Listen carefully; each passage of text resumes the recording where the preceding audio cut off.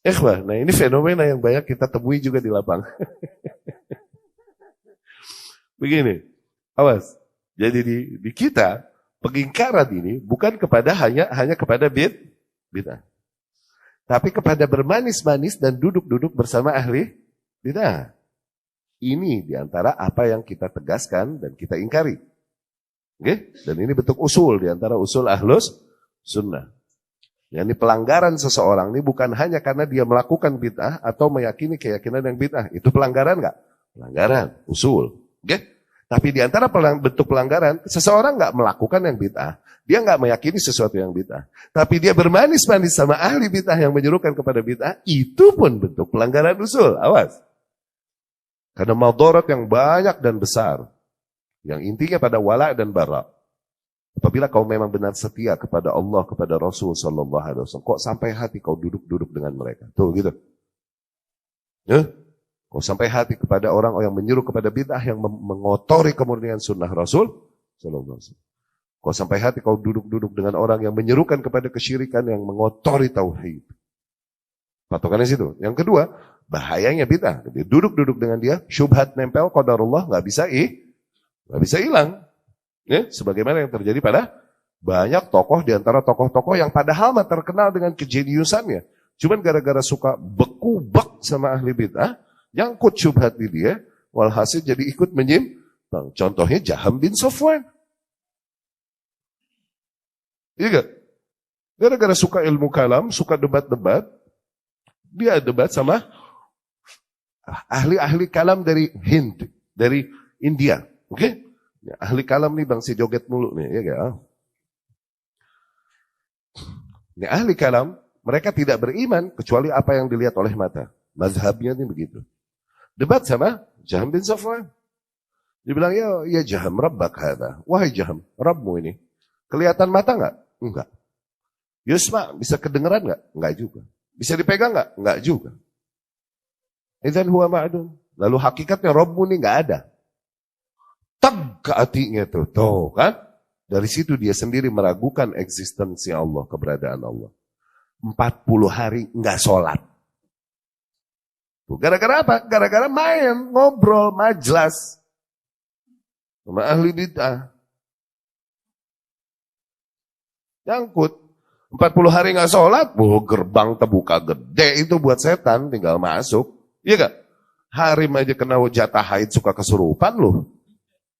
Awas, harim kesurupan, itu hampir dipastikan lagi haid. Gak sholat, gerbangnya terbuka lebar. Hampir bisa dipastikan, harim kesurupan lagi haid. Jangan dijajal, jangan dilihat juga. Udah ini ceritanya kata orang begitu.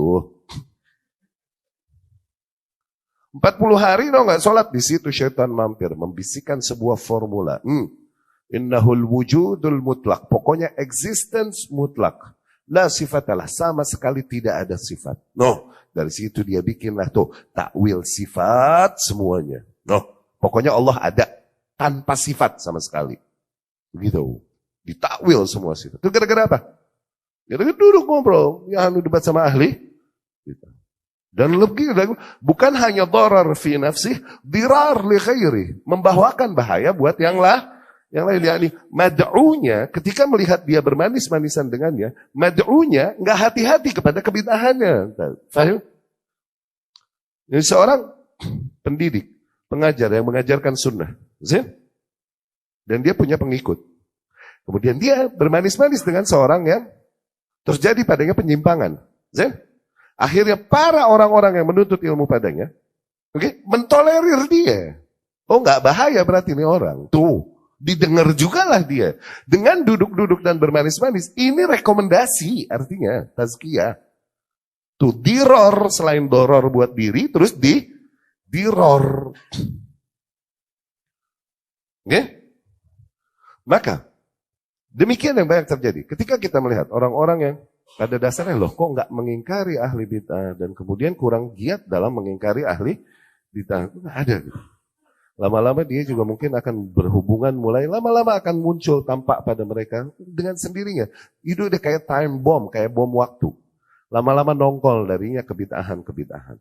Apalagi udah berkaitan dengan kepentingan-kepentingan dan maslahatnya. Mereka yang bertahan di atas sunnah. Ini sepi.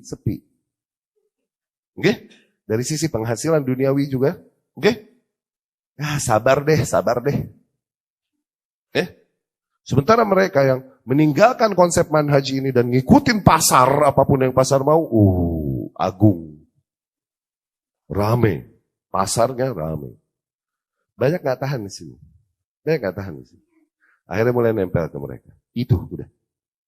Apalagi yang kenapa? Bicara manhaj, mereka tahu. Bicara akidah, mereka tahu. Tahuan dia daripada gue.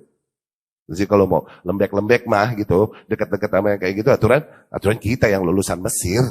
Ya, di Mayyasya, wa yudhil, Mayyasya. Lemah. Sepi. Pengen rame. Gimana caranya? Nempel sama orang yang rame pengikutnya. Ngisi bareng. Ya? Sabar wallah. Itu akan diuji sebelah situ. Nempel deh ke sana. Apalagi kalau bukan ini. Dibilang errornya usul, ketahuan dia daripada kita. Ya? Itu hati-hati. Dengan mereka yang bermanis-manis, diam tidak mengingkari ahli hawa, ini sooner or later, cepat atau lambat dia akan menampakkan keakrabannya, kecintaannya, kecondongannya kepada ahli hawa itu. Nggak lama. Demikian orang-orang yang kita agungkan, kita cintai, akhirnya mesti kita tinggalkan.